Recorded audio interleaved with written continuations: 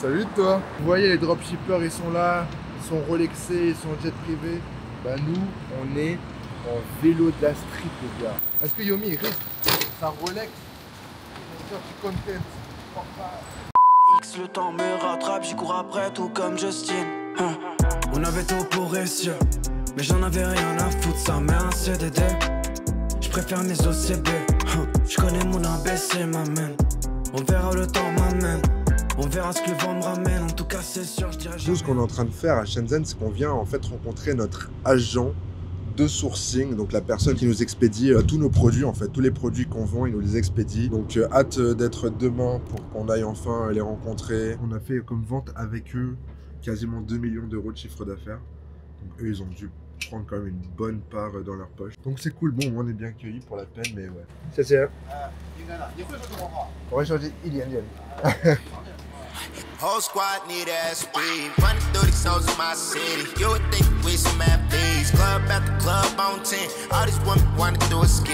Hard to stay contained in that scene. Hard to sleep with living that dream. Yeah. C'est bon les gars, enfin arrivé devant le warehouse, donc l'entrepôt de nos agents en Chine. Incroyable. Warehouse code here and then we put in the warehouse. If the quality is not good, we will put in this basket. C'est ouf, hein. Franchement, ça fait, les gars, ça fait des années qu'on travaille avec cet agent. Là, ça fait presque 3 ans qu'on travaille avec eux. C'est la première fois qu'on voit ça en live. Tous les produits, comment ils fonctionnent et tout. Donc, en vrai, c'est super intéressant. Do you find your products? Non, allez, on va voir si on arrive à trouver nos produits. We start in Guangzhou and then we move to Dongguan in another area. And last year moved here because we scaled a lot. Maybe next year we will move to. We need to improve and expand. Yeah.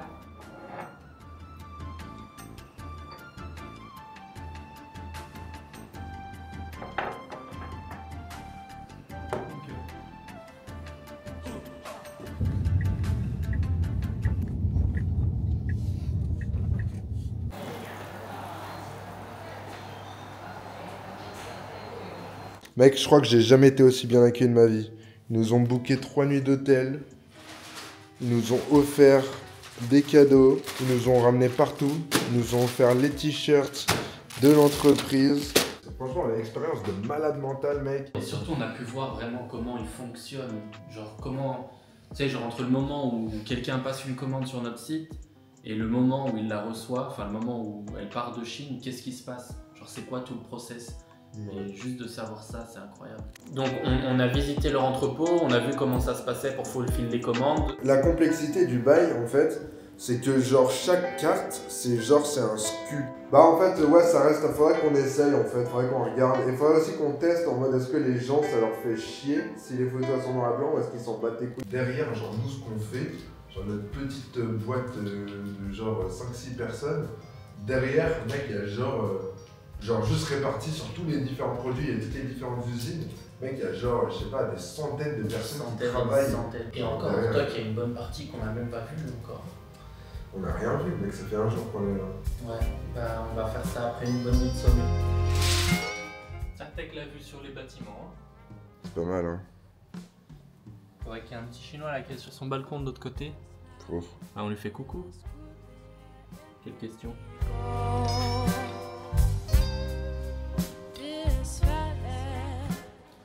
How are you? Very good. How's the sleep? Incredible.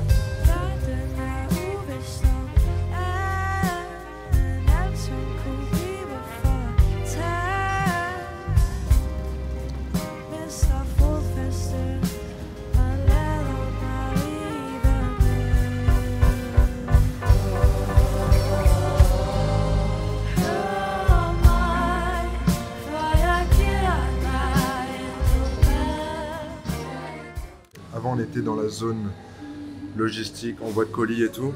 Et là, on est vraiment dans la zone production, usine. Lui, il fabrique ça à la main. Donc ça, c'est vraiment des produits faits main, quoi. C'est pas des produits usinés.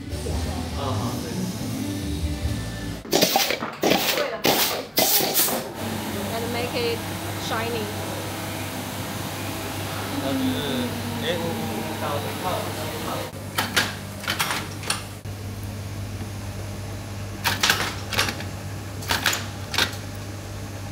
Donc voici ce qui se passe derrière là, tous les dropshippers. Hein. Quand vous faites dropshipping, vous faites un clic, vous importez un seul produit, vous le vendez. Vous voyez pas tout ce qui se passe derrière dans les usines. C'est vraiment du dur travail que les gens y font. C'est du gros charbon. Et c'est pas que dans les documentaires qu'on voit des gens charbonner dans des usines. C'est impressionnant en tout cas. Grosse opération. Et même pour des produits qui sont très simples, et ben vous imaginez pas tout le process qu'il peut y avoir derrière.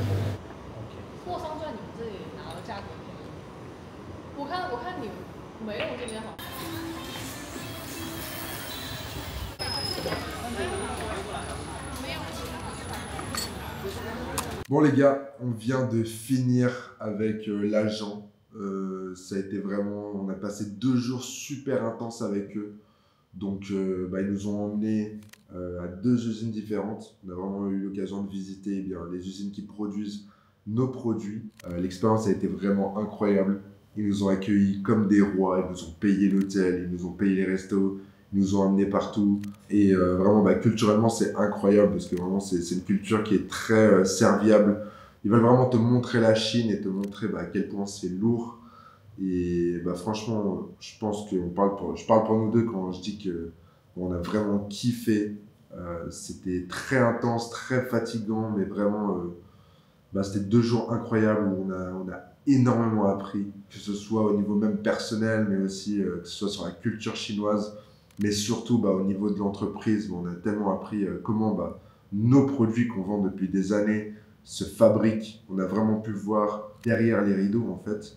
Parce qu'en général, quand tu fais du dropshipping, tu vois pas ce genre de choses, tu vois pas tout ce qui est derrière en fait. Tu vois pas toutes les personnes, les centaines de personnes qui travaillent sur les produits que tu vends. Toi, tu vois juste un mec sur Telegram ou Skype avec qui tu discutes et c'est tout. Et le mec, il se charge de tout, mais tu vois pas tous les problèmes, toutes les galères, tout. Et je pense que pour notre compréhension de manière globale, c'est super parce que ça nous permet vraiment de voir déjà les opportunités, de voir les points sur lesquels nous, on peut améliorer. Sur le long terme, comment on pourrait scaler avec eux directement, avec les usines en Chine et tout. Et puis même juste le fait de voir comment ça fonctionne, comment eux sont organisés, qu'est-ce qui se passe au moment où il y a une commande sur le site, qu'est-ce qui se passe quand il y a un retour client, qu'est-ce qui se passe quand le produit est cassé. Par exemple, nous, à chaque fois qu'on a un produit qui est défectueux, ils prennent en charge la réexpédition, ce qui en soi, vous allez me dire, c'est normal. Sauf que eux, de leur côté, l'usine garantit le produit seulement 7 jours. Ça veut dire qu'en 7 jours, le produit, il n'a même pas le temps de quitter la Chine, en fait.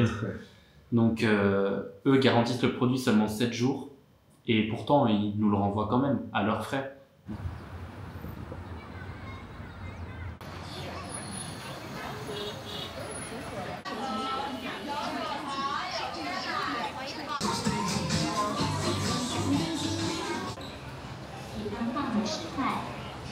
On est rentré à l'hôtel, on s'est posé tranquille. Et le truc, c'est que là, c'est 3h du mat, on allait se coucher. Demain, on se lève tôt. Et en fait, la clim, elle a fuité sur son lit. Du coup, le mec, il peut pas dormir. Et même elle a fuité un peu. Là, il y a de l'eau aussi. Donc, ouais. Ça dit quoi, London Le gars, il m'a répondu. Il m'a dit désolé, what room are you in? C'est 1901. 1906. Mets-toi debout. Mets-toi debout. Yo. Le mec, il fait la taille de la chambre. Ah mais frère, mais comment te dire, gros, là j'avais tout préparé, là je suis prêt à dormir, tout est carré, il est 3h du mat, on va se réveiller demain. Je suis en train de parler avec le gars en chinois avec Google Translate pour qu'il me change de room, hein, s'il te plaît. On doit partir d'ici à quelle heure? On va partir d'ici genre à 9h30. Ce qui est bien avec WeChat, c'est qu'on peut communiquer en mode, moi je lui envoie des messages en anglais, lui il m'envoie en chinois et ça se traduit automatiquement.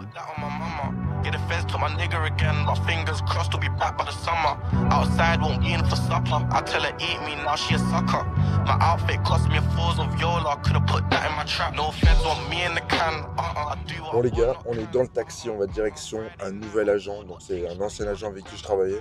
Et en fait on va juste le voir pour comparer un peu les systèmes.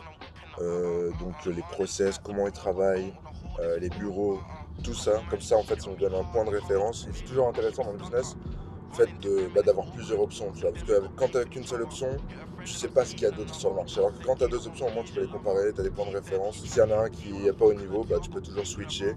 Et en même temps, bah, c'est créer un peu de compétition, donc c'est cool. Let's go. My Rambo got special powers. I hit up blocking, it's changing its color. Just soaked up something in school. 我建议少挣点钱，客户不要抱怨，客户很 happy 啊。真的。 The whole of my hood, know that I'm thorough. If they're not with me, probably a fuck up. Fuck it, hit it and give it to bro. Sharing is caring, we care for each other.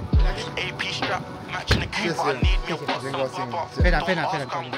Bon là du coup on vient de voir le deuxième agent. On a déjà bossé avec lui pas mal, on connaît pas mal de personnes qui bossent avec lui. C'était beaucoup moins grand, c'était moins bien en vrai. Mais ils avaient leur propre organisation, leur propre système et en vrai ça avait l'air quand même de bien fonctionner. Mais c'est vrai que perso ça m'inquiéterait un peu quand même. En vrai de vrai. Et puis voilà, on a parlé de plein de trucs et moi ce que j'ai surtout trouvé intéressant c'est vraiment, bah tu vois on a un peu échangé aussi en termes de culture, tu vois, la culture chinoise, la culture western. En fait lui quand il travaille il est heureux, tu vois, c'est le mec qui travaille de 10h du mat à 10h du mat à 2h du mat tous les jours. Il prend pas de pause le dimanche, il travaille 7 jours sur 7. Quand il prend des vacances, c'est peut-être une fois tous les mois ou tous les 2-3 mois.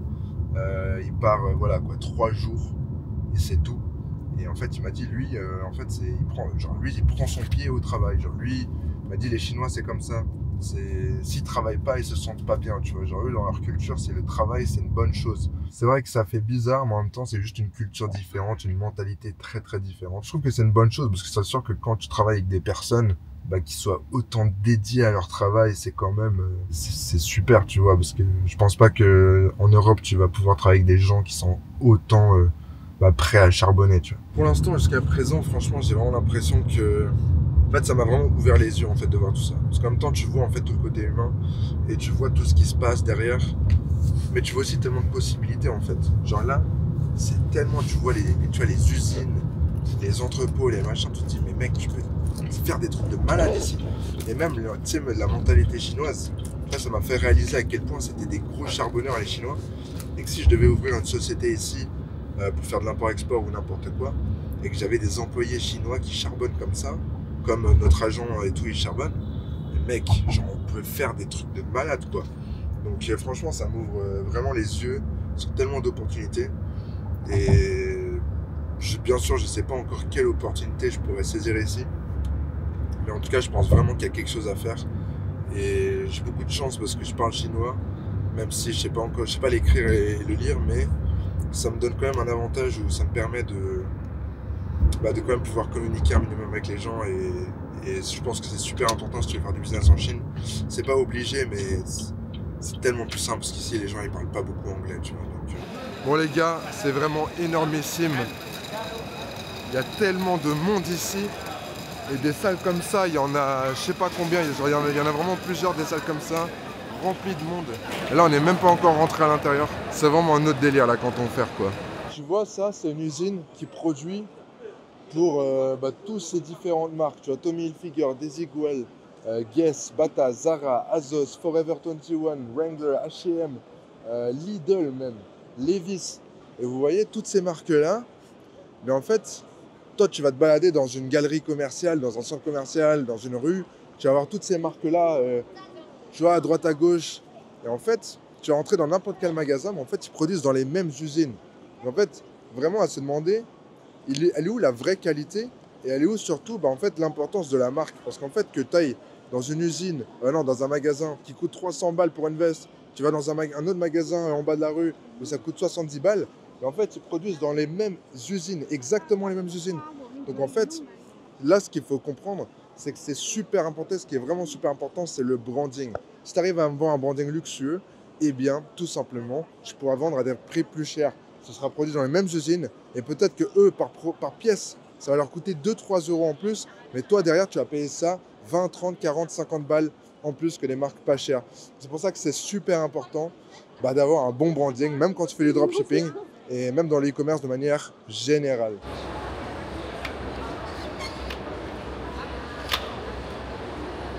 Du coup là, ça fait à peu près 1 heure qu'on est là. C'est vraiment super intéressant parce qu'on a trouvé énormément d'usines qui produisent pour des très grosses marques comme Nike, Fila, juste des super grosses marques que toi et moi on porte au quotidien.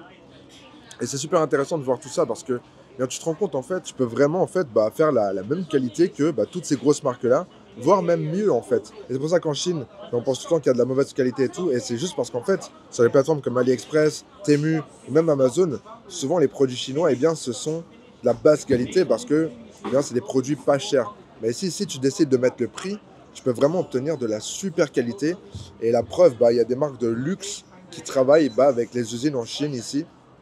Et en tout cas, c'est une super opportunité de pouvoir venir, pouvoir communiquer avec les usines, avec pas mal de personnes qui travaillent dans le business du commerce, etc. Et vraiment de trouver que ce soit des fournisseurs, des agents, des innovateurs même. Il y a même des gens qui sont là à innover sur des petits produits et tout. Je te conseillerais de venir à Canton Fer si tu as déjà un business, si tu fais déjà du commerce et que tu as envie d'améliorer, de créer une marque, etc. Je te conseillerais vraiment de venir là parce que ça t'ouvre vraiment les yeux sur plein d'opportunités. Et en tout cas, c'est super intéressant de voir tout ça. Et en tout cas, c'est tous les ans, donc si tu veux venir, je te conseillerais de venir. Là, du coup, on est à des fabricants de packaging. On en a vu un juste avant, ils avaient quand même des MOQ de 5000 pièces. Donc après, ils travaillaient avec des très grandes marques. Là, on peut voir qu'ils ont des marques un peu plus petites, mais que ça reste quand même plutôt qualitatif. Dans le sens, ils ont un peu toutes les qualités. On peut trouver des trucs qui font un peu plus cheap, vraiment en mode papier, par exemple pour des, je sais pas, un petit magasin physique, ou des choses qui font un peu plus luxe, comme ce branding-là. Donc ce qui est intéressant, c'est qu'ils ont des MOQ de 1000 pièces, ils ont des partenaires qui sont quand même plus petits, et du coup, forcément, ils ont des coûts qui sont réduits, même si on va prendre de la qualité. Faut pas se limiter au dropshipping, les gars. Vraiment, dans l'e-commerce, tu peux faire ce que tu veux. Franchement, c'est pas facile, hein. La Canton Fer, les gars. C'est gigantesque. Ouais, c'est énorme. Je passe toute la journée à marcher. Mec, on a fait quoi, 25 000 pas à peu près? Ouais, mais dis-toi que ça fait 1 600 000 mètres carrés. C'est genre 4 énormes bâtiments. Je sais pas si tu réalises, mais c'est sûrement genre plusieurs fois la taille du plus grand aéroport de France. On a une vue franchement assez clean aussi, hein. Voilà, là c'est la petite vue de l'hôtel. Grande tour juste en face. On est qu'au 12e étage. 8e étage. Ouais, donc on n'est pas très haut, mais bon, elle est quand même sympa la vue en vrai. Salut toi. Bon les gars, on est à Guangzhou officiellement. Là ça fait 2 jours, on se déplace en vélo parce que c'est moins chiant que le taxi, c'est plus rapide et ça nous coûte que dalle. 1 € pour une semaine les gars.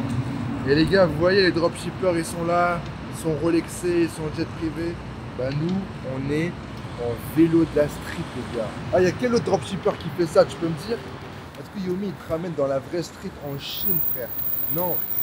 Est-ce que Yomi il risque sa Rolex pour faire du content?